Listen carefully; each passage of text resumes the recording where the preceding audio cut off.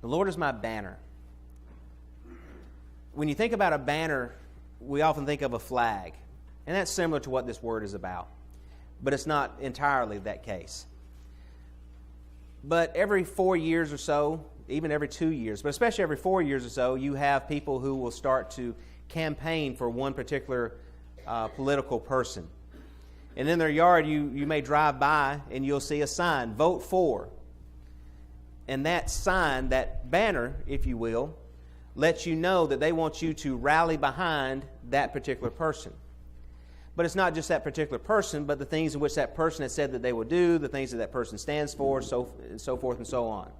When people are picketing out in front of a business, and they have, we demand whatever it is, higher wages, more vacation days, whatever it is, you know that that's what they stand for, and they want you to rally behind that cause and to support them in that.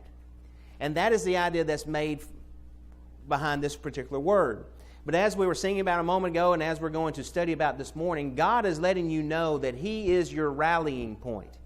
That when you have those things in your life that are difficult, when you have something that you're fighting against, when you're in the midst of a battle and you feel overwhelmed, there is somebody that you can go to who is saying, rally behind me and I will help you.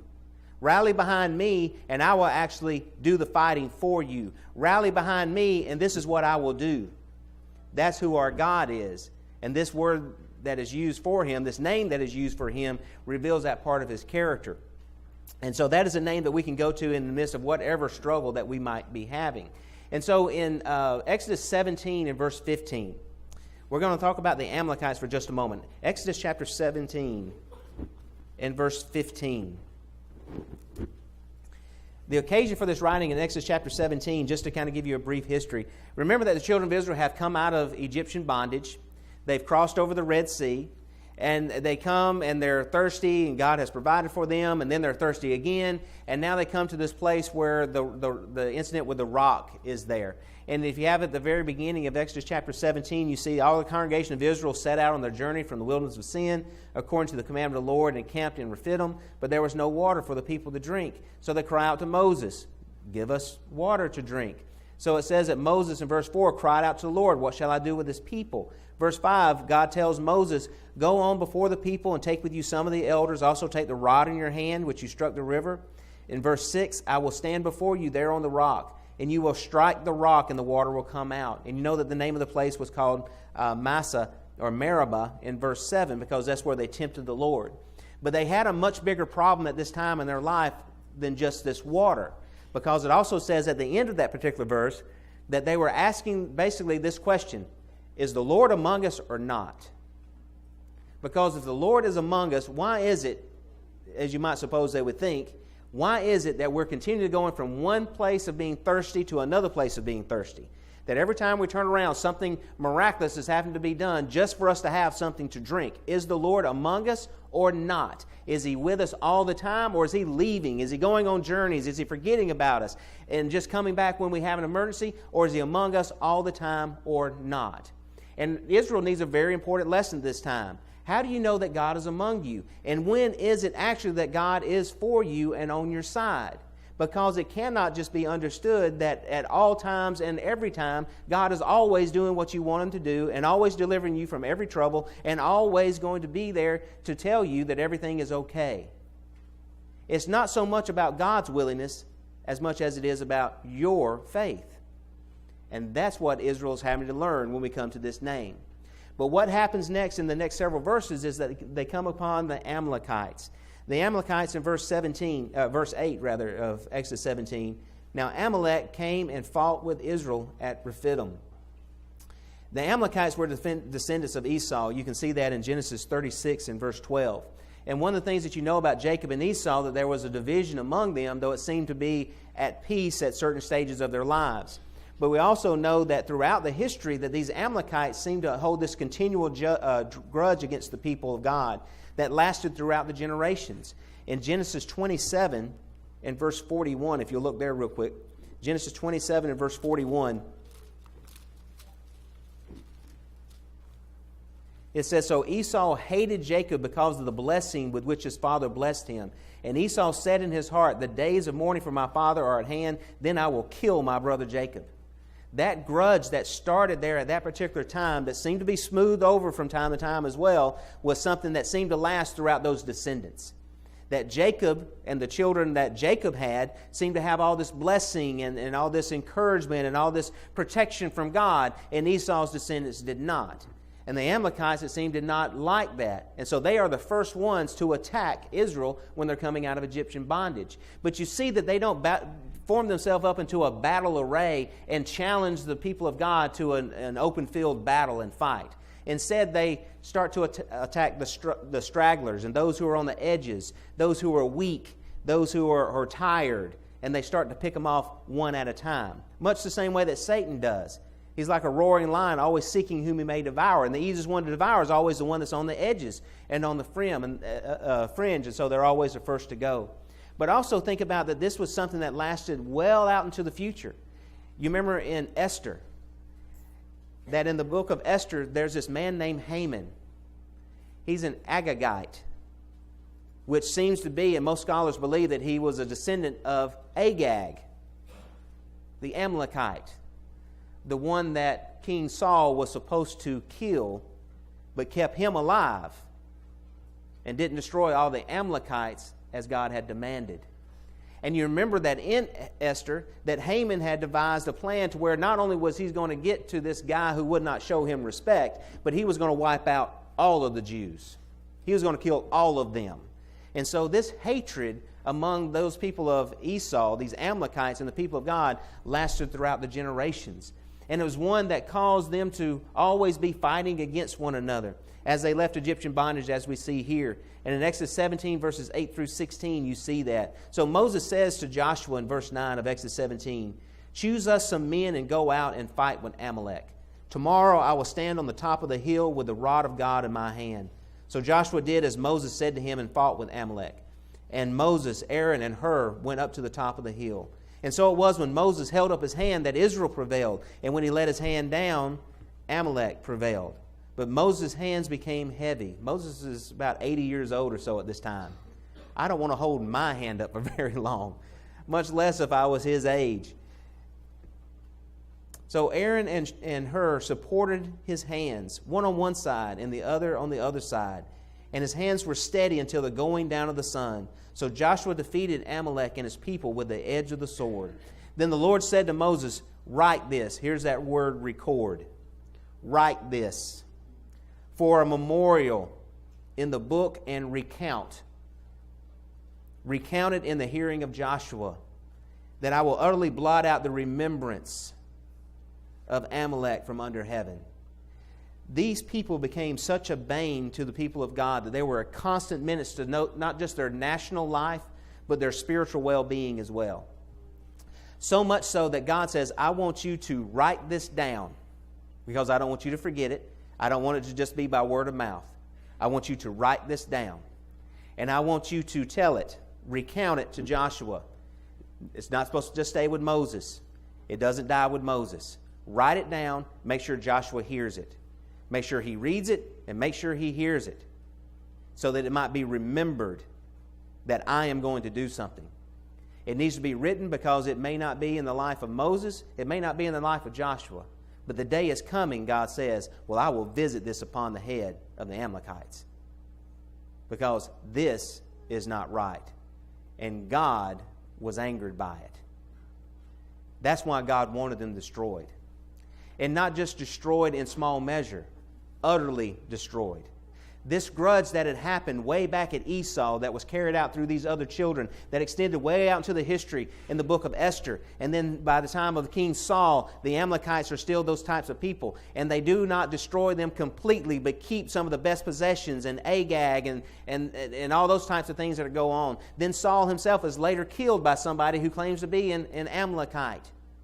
That these people were a constant nuisance to the people of God, kind of the same way that Satan is. A constant nuisance to the people of God. And God has let it be known, let it be written, let it be recounted, and let it be remembered. I will crush them. The same way the Scriptures tell us that God is going to crush Satan under your feet. Because God takes these things personally. And so it's on this occasion in Exodus chapter 17 and verse 14 that Moses, after he tells that in verse 14, verse 15, and Moses built an altar and called its name, the Lord is my banner, Jehovah-Nissi.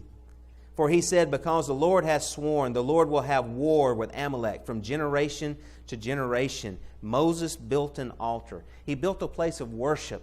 He built a place of remembrance. He built a place so that people could look upon it and know that this is the place where God said that He would be the banner for His people from generation to generation. But it was symbolic that God was the one who was doing the battle, because as the people looked upon Moses, they had to understand, just as Moses was letting them know, it was not because his hands were raised that they were winning. There was nothing magical about that. But when the people saw Moses' hands raised, it was as if there was a banner being raised. Rally, move together, fight. And the people would fight. But when his hands went down, it was because their leader was weak, and so they became weak.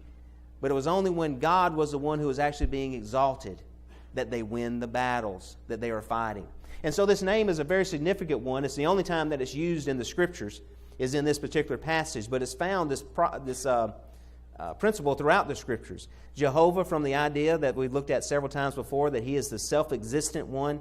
And Nissi, which means a banner or standard. The word itself, Nissi, is translated many times as pole or ensign or standard. It doesn't necessarily mean something with a flag on it. Often in this particular time, especially, it was used for a pole with something that would reflect sunlight on the top. You remember the brazen serpent that was put on a pole. That was a banner. It was a standard. It was an ensign. The word that we use today, standard, has that same derivation attached to it. Even when we use, what is the standard that you are using to measure something by? In other words, where is the place that you rally to? What is the standard or the idea or the principles that you run to whenever you're trying to measure something? What do you use? That's the idea. And so God says that we are to be that rallying point for Him. Among the Jews, it was also one of those things that had the idea of miracle attached to it, which makes sense because that banner that was put up when the people complained and murmured against God, and God sent the serpents among them and bit some of them. And He said, if you want to be cured from this, you have to look to this banner, this standard, this ensign, this brazen serpent on top of the pole, this thing that would reflect what it was that God was offering. And that was miraculous to them, because that's what God does. God provides for the things that we cannot. Moses' hands did not mean anything. There was nothing magical about that. But the only thing that made it special was because God was actually the banner. Often when we talk about things like salvation, people say, well, there's nothing magical about the water. Amen. There's nothing magical about that. There's nothing magical about being immersed in water. There's nothing about that actual act that actually takes away the sins other than this. It is looking to God as the banner. It is looking to God as the standard. It is looking to God as the deliverer. And this is what God says you must look to. This is my banner. This is my standard when it comes to salvation. That's why we use such phrases as that, about things being scriptural, about things being within the confines of the Word and not going beyond and not falling short. It's always about looking to our God for that salvation that He offers. Also, mostly though, this word was used to describe a rallying point, especially in times of invasion. They didn't have the same sort of communication skills that we do with the radios and things such as that, obviously. And so often these banners, these standards would be placed upon a high hill. And if you saw that that banner was there, you knew that there was an invasion in process, and you were to rally to that point. It may not be you that's in trouble, but you know that your people are in trouble. You know that your nation is in trouble, and you know that your brethren, your countrymen need you. Get here quickly and get ready for the fight. God says, rally to me, because there is a fight going on, and you need to come here quickly and get ready for battle, because there's an invasion in process. And that's what Satan does. And that's why the Lord is supposed to be our banner. So the Lord is my banner. In Psalm 60 and verse 4, I want to think about some of the ways in which we should think about God being that banner. In Psalm 60 and verse 4, it says, "You have given a banner to those who fear you, that it may be displayed because of truth, that your beloved may be delivered. Save with your right hand and hear me." One of the things that you'll also see often associated with this idea of something being a banner or this idea of being a standard is that prayer is so often associated with it. You notice that Moses was lifting up his hands. Some commentators believe, and we don't know this for certain, but some commentators believe that that's supposed to be symbolic of lifting up holy hands toward our banner, toward our God in prayer. But it is interesting that many times when this word is used, prayer is associated with it. Because when we're rallying to our God, we're rallying there so that He might know we're behind you and we know that you are with us. Lead us in this battle. There's other passages as well, and I want us to go back to Psalm 18. I had Greg stop at verse 6 on purpose because there's a transition that happens between 6 and 7 that I think is so very terrifying in one sense, but incredibly encouraging in another. In those first few verses, to remember what was said, in Psalm 18 verse 1, "I will love you." And then he starts talking about God as being his rock, his fortress, his deliverer, his strength, the one that he trusts in, his shield, his horn of salvation, his stronghold. And because of all those things, I will call upon the Lord. Now, he's not just saying I will call upon the Lord because you're all those things, but he's saying in the next verse, it's because these pangs of death and the floods of ungodliness have surrounded me. The sorrows of the grave itself are upon me, he says in verses 5 and 6. And so it's in his distress, he's talking about crying out to God. When we are crying out to God in the midst of those types of problems, those types of situations, those types of circumstances, it can feel like we are dying and we don't know what to do. But we do know one who does know what to do. And we do know one that does not waver. And we know one that is not shaken by any of those circumstances. And He is, again, the rock. He is the fortress. He is the deliverer. He is the strength. He is the one that we can trust. He is the horn of my salvation. He is the stronghold. And so I will call upon the Lord. Thus shall I be saved from my enemies. But notice that when you cry out to God, it's not an empty cry to where you hope that God just listens to you and hears what it is that you say. This is how God reacts when you are in those situations, when you're in the midst of those types of problems and circumstances. This is how God reacts when you cry out to Him. My cry, at the end of verse 6, came before Him even to His ears. Then the earth shook and trembled. The foundations of the hills also quaked and were shaken because He was angry. Smoke went from His nostrils and devouring fire from His mouth. Coals were kindled by it.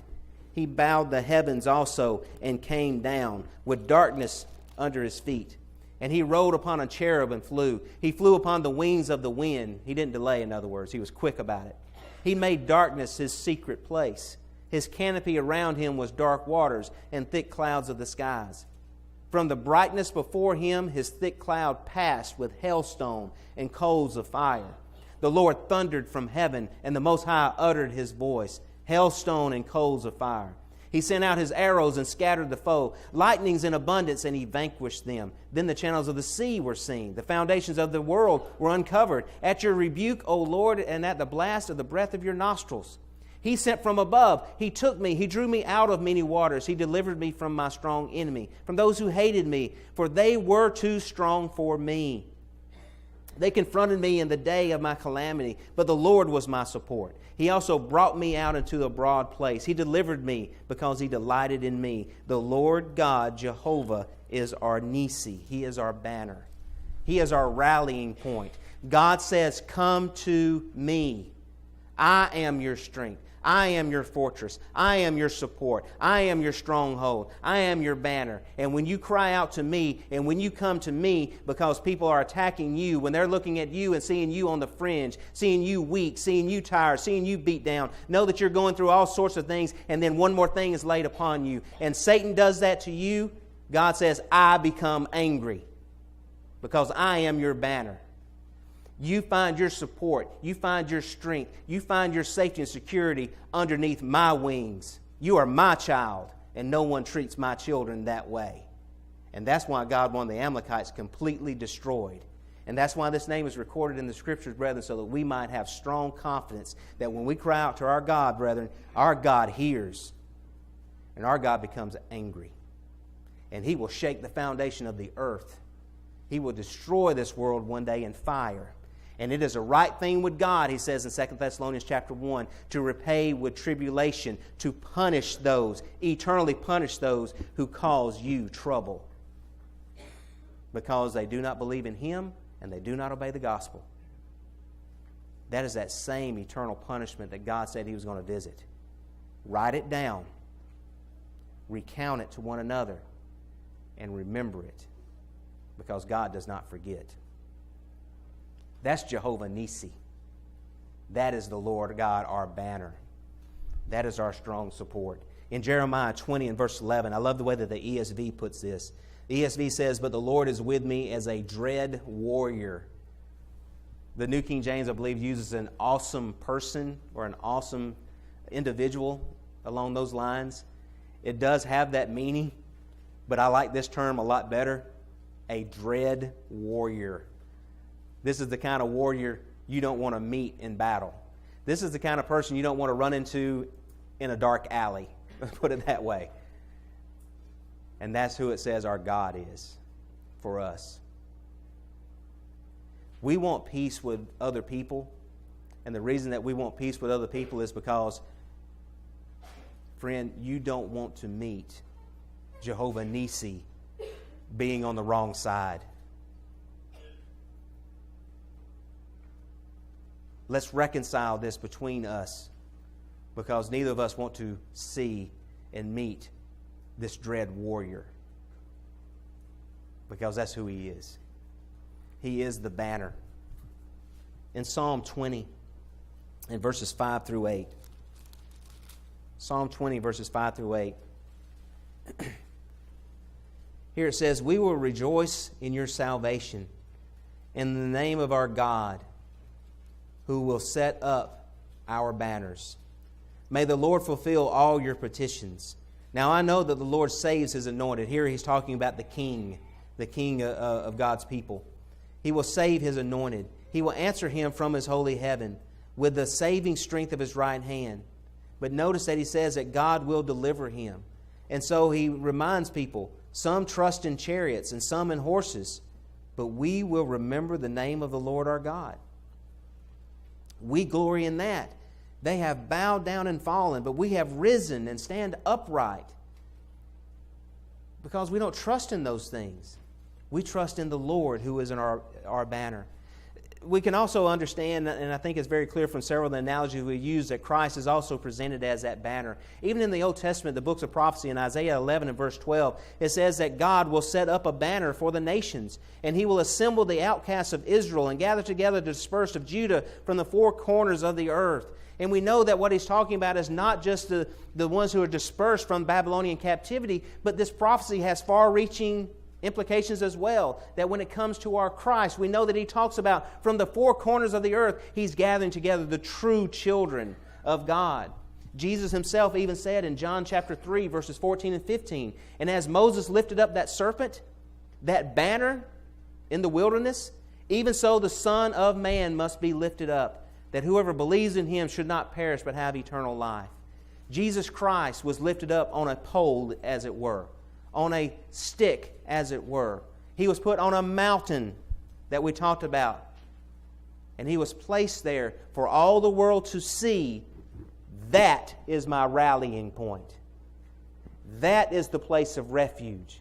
That is the place of deliverance. That is the place of strength. I can have my stronghold there because Jesus Christ died on that cross, but He was not eternally dead. He rose from the grave once again. But we know what that cross represents. That represents God's deliverance, and we know that we can run to it. We also know in John 12 and verse 32, "And I, if I am lifted up from the earth, will draw all peoples to myself." Jesus says, "I am the rallying point for all of mankind." So we are to rally around Him. There's a lot of different passages that show different ways in which we do that. One is in Colossians chapter 1, verses 9 and 10. Paul begins his letter to the brethren in Colossae. And after he talks about the prayer that he makes for them, he says, it's for this reason, verse 9, we also, since the day we heard of it, do not cease to pray for you and to ask that you may be filled with the knowledge of His will and all wisdom and spiritual understanding, that you may walk worthy of the Lord, fully pleasing Him, being fruitful in every good work and increasing in the knowledge of God. But notice that everything that Paul is talking about is about being fully pleasing to Him, bearing fruit for Him, being knowledgeable of Him and His spiritual nature. Paul is saying that our manner of life is to be rallied behind that cause. What is it that will make my life fully pleasing to Jehovah-Nissi? Because He is my banner. He is my standard. And I don't deviate from that. So it's not pleasing, it's fully pleasing. It's not doing some things for Him, but it's being fruitful for Him. That's our cause. And that's the thing that we have rallied behind in our obedience to the gospel. It's in our love for one another. Jesus said in John 13, verses 34 and 35, that there's a new commandment that I give to you. And that new commandment is this, that the world is going to know that you are mine. By what? By what you've rallied behind. You've rallied behind my cause. Therefore, love one another. And the Scriptures make it clear over and over again, love one another the way that I have loved you, with a sacrificial kind of love, the kind of love that put me on that cross, the kind of love that made me that banner. And you've rallied behind that cause. And so we set aside whatever it is that causes us to not have that love, that purposeful goodwill toward each other.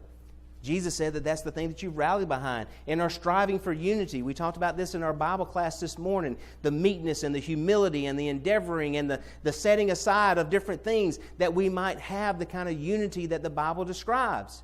Never sacrificing the standard that God has given to us, but knowing that that standard is going to draw people from all over the world.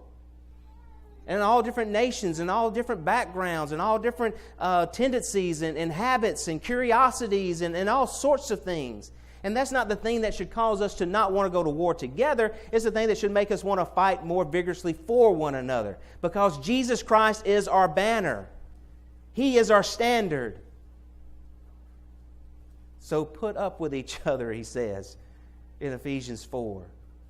And keep that bond that we're supposed to have. And it's definitely in our warfare. And understand this before we bring the lesson to a conclusion.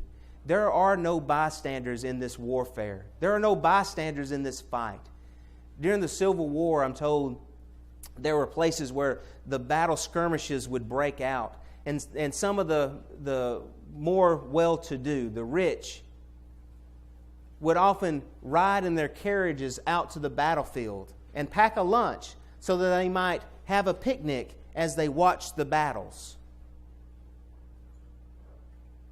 How often is that the case among brethren?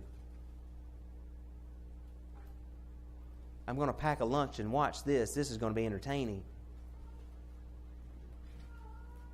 Jesus Christ is the banner that's been unfurled, as we sang a few moments ago, so that the world might see. And Jesus calls all to rally behind Him. Because in this battle we are either for the Lord or we are against Him. And there are no bystanders. If you're not for me, you are against me, Jesus says. And so we're told in passages such as 2 Corinthians 10, verses 4 through 6, that since it is the Lord's battle, we don't use carnal weapons. We cast down strongholds. We pull down everything that exalts itself against Christ because He's the standard. And we bring every thought into captivity to the obedience. And the way that we do that is not with carnal weapons. I don't do it by forcing you, but I do it by compelling you. I don't do it by putting you through emotional or physical struggles and heartaches, but I do it by pricking your heart. And there's a huge difference. Because just as it was that there was nothing magical about Moses lifting his hand, there's nothing magical about you or I using words with one another, except for this: they come from our standard bearer. They come from Jehovah-Nissi. and they are His words. And it's His battle. And so Ephesians chapter 6 tells us to take upon ourselves the whole armor of who? God. And no less than 4 times does it say that if you do this, you will be able to stand. Because it's not your armor. It's God's. It's not your standard. It's Jehovah-Nissi. It is the Lord who is our standard. It's not the Lord who gave us a standard. It is the Lord who is our standard. And Jesus showed that by His words and His actions. Jesus was a man who went about doing good. He said a lot of things as well, but He was also someone who went about doing good. He was somebody who suffered at the hands of evildoers, yet He didn't revile back in return. And so it wasn't just His words that He said, but it was also His manner of life that He lived. And we learn from our standard bearer, our Jehovah-Nissi, who is our Savior. And so who is it who is your banner? What is it that you guide your life by? What is it that you measure things by? What is it that when you look to it, you say that is the cause that I'm going to rally behind? When you hear that Jesus Christ loved you so much, that He saw you as someone that Satan had attacked because you were weak, he was mightier than you, and you were tired and beat down. And instead of Him having any type of compassion and mercy upon you, He laid burden after burden after burden upon you and your soul. And Jesus Christ said, I am angry. That is my child, and I want them for myself. That He went to the cross, that He might be lifted up, that you might have that thing that you could not do for yourself. Rally behind that. Rally behind it, and let that be the standard for your life. If you're subject to the invitation, if we can help you in any way, please come as together we stand and sing.